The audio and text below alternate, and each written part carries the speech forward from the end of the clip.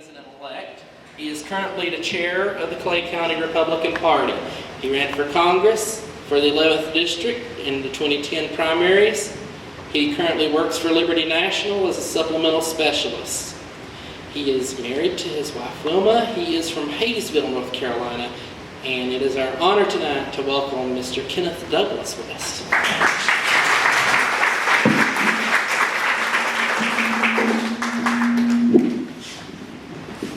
Can y'all hear me okay? Now can you hear me okay? No. So you want this? Okay, y'all got it. Can I move this out of the way? No, you can't. It's nailed down. Wow. No, it's not. It's just heavy. Goodness gracious. I can't handle podiums too much. Never have been able to. Well, first of all, I'd just like to say what's going on with yourself, Marvin, is what's going on all across this country, beginning with our president. And I can tell you, this is why the 9/12, the Tea Parties, the constitutional parties, and the Go Networks, this is why these people got involved. It gave us a voice to make sure that the things like this don't happen. So I applaud you again for your courage to stand up and take a stand on your Christianity and your moral beliefs. Thanks a lot. I am Kenny West. I live over in, I'm not going to liven things up. I'm not going to dance for you. I'm not going to karaoke because y'all be carried off out here. So what I will tell you this, I'll tell you a little bit about myself real fast, and I'll talk to you a little bit, and it sort of coincides with what unfortunately just happened. I live over in Hayesville, North Carolina. I do a lot of traveling. I've done it most of my life. Used to, when people say, well, Kenny, where's Hayesville? And I'd be over in Texas or over in Minnesota or over in Missouri. They said, where's Hayesville at? I said, it's just right up there above Georgia, about 35 miles from the Tennessee border. I just can't picture it. I said, it's 17 miles from where they found Eric Rudolph. Oh, I know where that is. So that's where Hayesville is right now. I do live there with my wife. We've been married going on 34 years. She's the better half of me. Anybody that can put up with me more than 5 years, according to my mom and daddy's a good person. Must be an angel. Well, I married the angel. She's a good person. But we got two beautiful kids. In fact, I had supper tonight with my son, Philip West. He lives in Asheville, fixing to start a career with a new formed company. Have we got any diabetics in here? I'm a diabetic. Well, this company is called 4 Leaf Clover. He founded it in Hayesville, and he has more than tripled his size of the company in just 8 months. He just leased a 4,500 square foot building right down there off exit 33 off 26. And he has the most economical diabetic supply. So that's my thing for pushing him tonight. But no, he does a good job, and my son's actually starting his career with him next week. So I'm very blessed to have that. My daughter is living in Hayesville with me and my wife. Well, they're not living with me. They live 4 miles from me. They actually share the same lot as my mom and daddy, who live right behind them. And so anytime you can keep your kids living in a small county and keep them close to you, especially with your daughter, that's a blessing. I love it. That way you can reach out and touch somebody, they reach out and touch her. But I don't have to worry about it because she's married to the deputy sheriff. So I can, when I was campaigning, believe me, I didn't get any tickets when I was on this side of the Macon County line. They all knew me. They knew my red truck. That being said, she's a biology teacher out there. Very, very loving lady. She graduated from Western Carolina. In fact, both of my kids did. We have any Rotarians in here? Anybody in the Rotary? Well, I found that they called me up probably about 8 weeks ago, and we started the Rotary. And the Rotary has a motto. The motto is service above self. Isn't that a wonderful motto? Service among self. I looked into it very hard. I called up several of my friends, business owners and everything over there, and we got together and we formed a Rotary.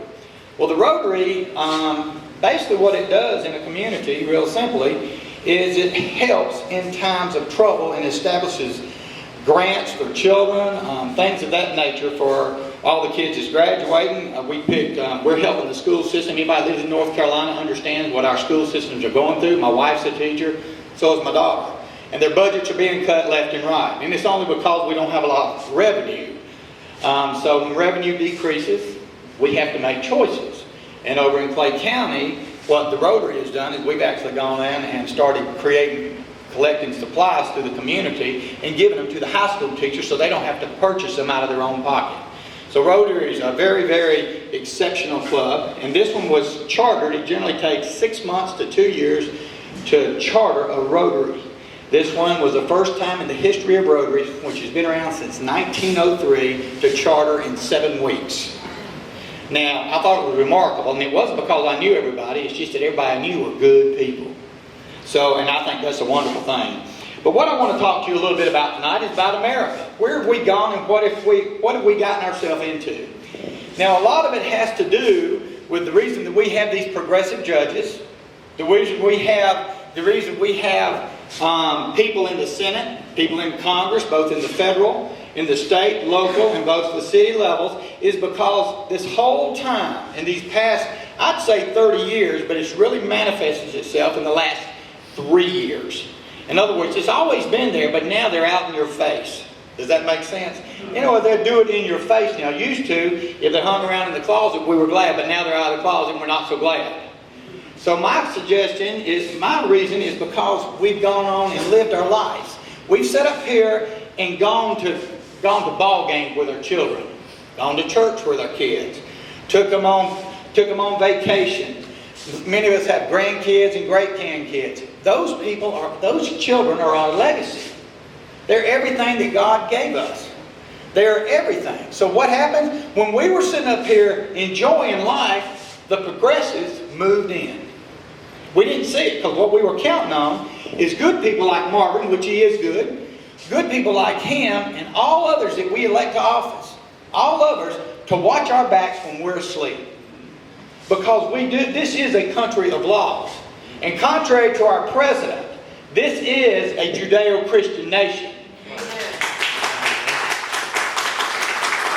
And it was founded on Judeo-Christian values. Now, what a lot of people go around quoting is the Constitution, which I love. I'll tell everybody, in my lifetime, there's 2 readings, documents, or things that I hold in reverence. 1 is the Holy Bible. 2 is the Constitution of the United States. But know this. The Constitution could not stand without the Bible, but the Bible will always stand without this Constitution. That's who we are. That's who this country is. But remember this. Without the Declaration of Independence, the Constitution would have never been written. People forget about that. I hear people talk about all the laws in the Constitution. Look, I carry one around.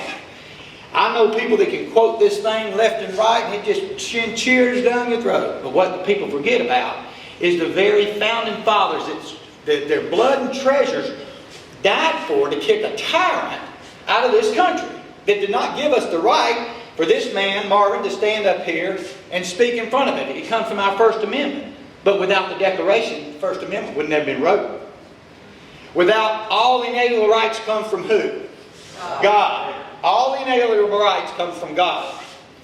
But what does He give us? Life, liberty, and the pursuit of happiness. That's in the Declaration. It's not the Constitution. Life, liberty, and the Declaration, and pursuit of happiness. But you've got to have life first. You've got to have life first, because without life, you can't have liberty.